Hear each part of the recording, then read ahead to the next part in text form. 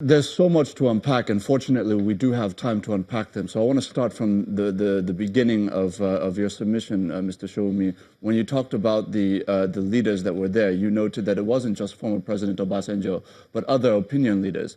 But is it not charitable, though, to your own campaign to suggest that the few individuals that were there from each of the faiths represent the entirety of those faiths or the entirety of those interest groups? Are you claiming to have a kind of a monopoly on the support of religious institutions? Far from that. No one should appropriate to himself what does not really belong to him.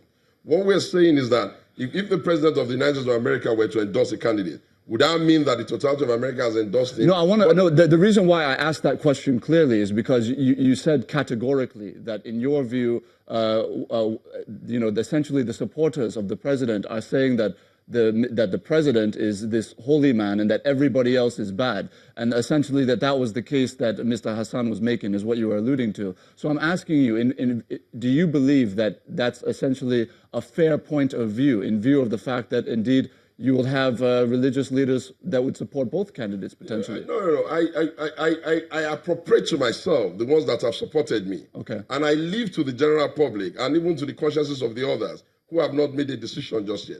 But if experience is anything to go by, the kind of experience that we saw in the build-up to 2015, where a good number of these people also backed the incumbent, you can then begin to say that something must have gone wrong. And why are they changing their minds now? Mr. Hassan, you heard his submission. I want to ask you, he has looked at the former leaders of the country, some of the generals that have come out in support of former Vice President Atiku Abubakar, and said, look, this is a show of altruistic leadership for the sake of what is good for the country, that indeed they're concerned about slide in the country, potentially drift in the country, and that as a result, they have put their backing behind former Vice President Atiku Abubakar.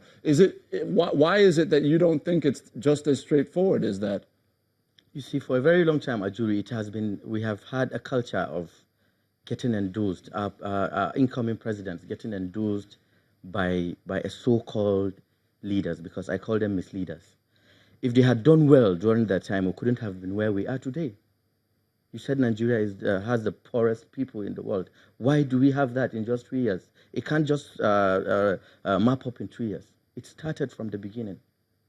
So these guys are misleaders. They misled us, and we will not allow them coming. He talked about economy. There is a massive reach on our social investment program today. More than 12 million people are gaining in the same scheme. 8-point-something million children are being fed in schools. 2 million Anko Borough farmers are getting money. 2 million of them are getting money. 500,000 Empower young graduates being empowered with 30,000 naira for over 3 years today.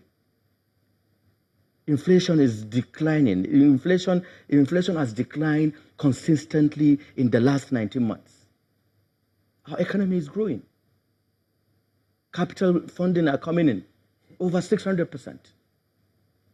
Tell me what the PDP has done close to this in the last 16 years. Nothing.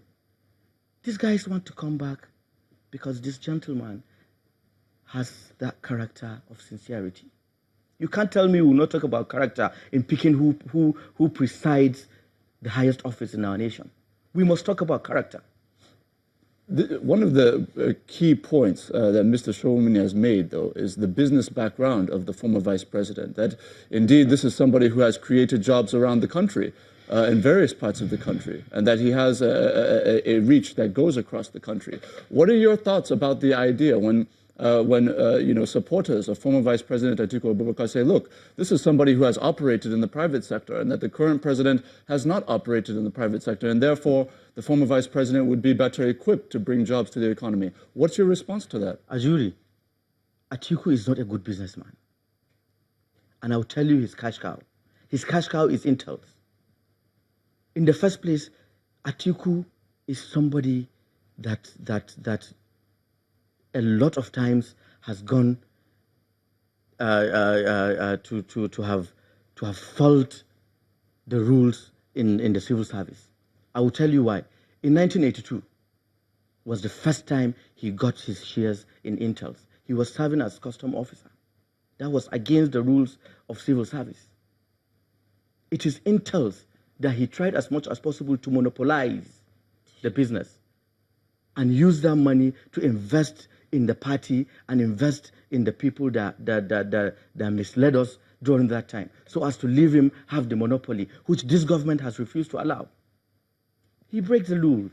He breaks the rules, and that is why he is where he is, and he has those monies. Go Tell TV was Atiku's business. Has it not failed? And a lot more. You can't tell me he's a good businessman. He has been running Pt.2 University with his fund, the funding he gets from Intel. Mr. Shomwi, those are very heavy allegations this morning, and I want to give you a chance to respond. Please go ahead. First of all, we must be careful what we say on national TV. Whatever cannot be backed up or whatever we don't have enough information on, we should try the hardest to depart from it. There's no facts to any of these things. Let me try and take some of them. In the first instance, the logistics company that all their leaders and all the enemies of Atiku Abubakar opens their eyes on and say they want is Intel. It didn't start out by being called Intel. It was an idea that was available for anybody to take on managing logistics around the oil sector. Licenses were given to a couple of companies. They failed. He succeeded with his partners. If you visit Intel, no Nigerian that understands what it takes to calibrate an economy, especially private sector running of the economy, will make the kinds of comments around Intel. That said, how can anyone even say that that's the only thing that brings Atiku money? Have you done an audit of his businesses? Do you know how much taxes he pays? You make comments around After American University. Most people who fund universities in Nigeria are too quick to want to make profit for it. Atiku situates business first to create social value and, if need be, eventually become profitable. And he usually nurtures them over a period of time until the agenda and the vision is captured, and then he releases them to great managers.